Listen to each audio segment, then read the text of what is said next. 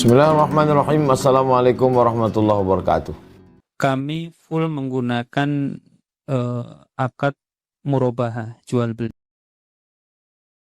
Tidak mempraktekkan itu, tapi apa namanya istilah kami. Jadi apakah kami Juta apa beli motor duitnya. apa mungkin harus bagaimana? Terima kasih. Ada orang mau membeli motor, duitnya kurang. Lalu dia datang ke bank konvensional. Bapak mau beli apa? Beli motor. Motornya harganya berapa? 20 juta.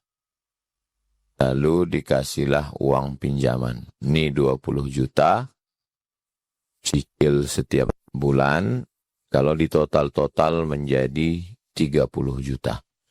10 juta itu uang masuk ke bank, riba. Transaksinya uang dengan uang. Bagi orang awam yang tidak mengerti, kata dia di bank syariah juga, uang dengan uang dan bunganya lebih mahal. Cuman bedanya waktu ketemu assalamualaikum. Dan akadnya bismillahirrahmanirrahim. Itulah pentingnya di sekolah ada pelajaran fikih. Fikih ada fikih ibadah, sholat, zakat, puasa, haji. Ada fikih muamalah. Jual beli, gadai menggadai, murabahah, mudharabah. Jadi mesti fikihnya juga lengkap. Dan di pengajian masjid juga, masjid itu idealnya pengajian ada 3. Ada pengajian akidah, ada pengajian fikih, ada pengajian akhlak. Dan di pengajian fikih dibagi lagi.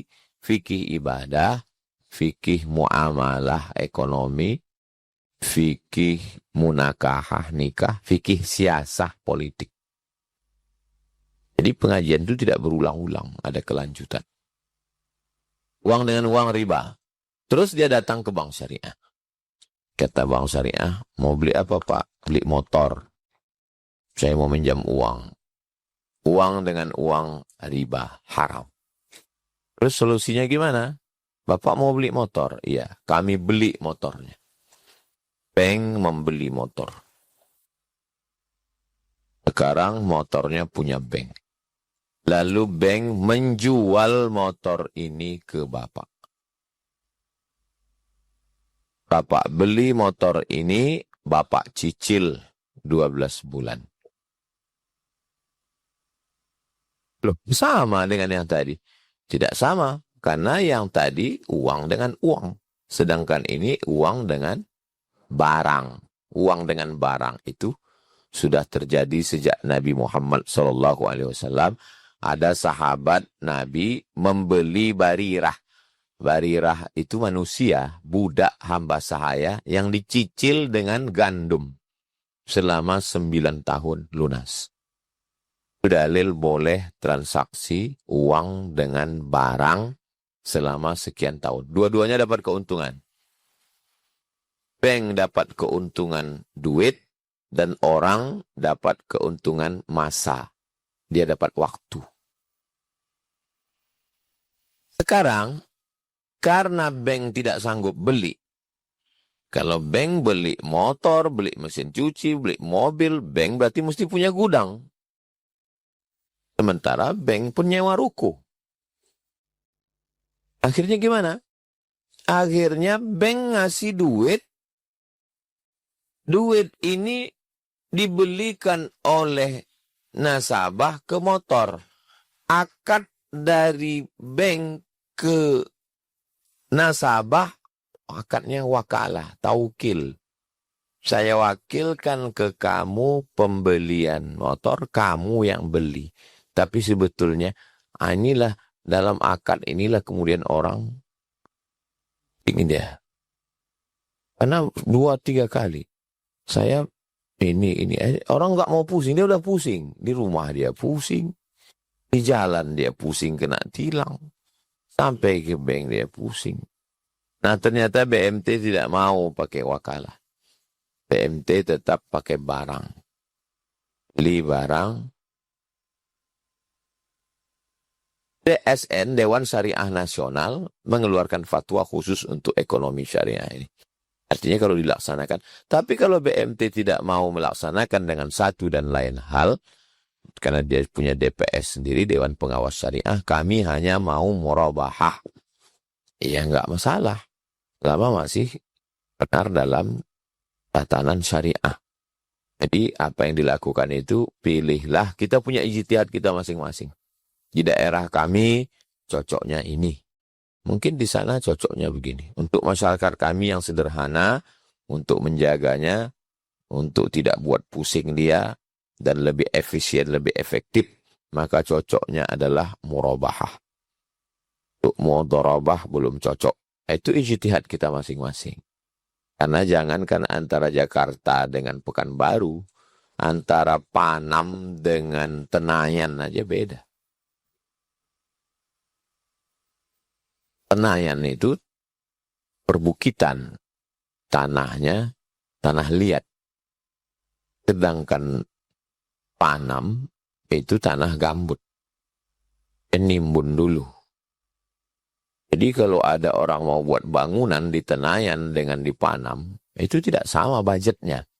Karena kalau di Tenayan, ya udah bangunan jadi atas. Tapi kalau di Panam, Rimbo Panjang, dia mesti tanam tiang panjang dulu ke bawah. Jadi kalau Pemda mau ngasih dana, ya nggak sama budget antara membangun di Panam dengan di Tenayan. Karena di Tenayan tanahnya memang tanah gunung, udah kuat.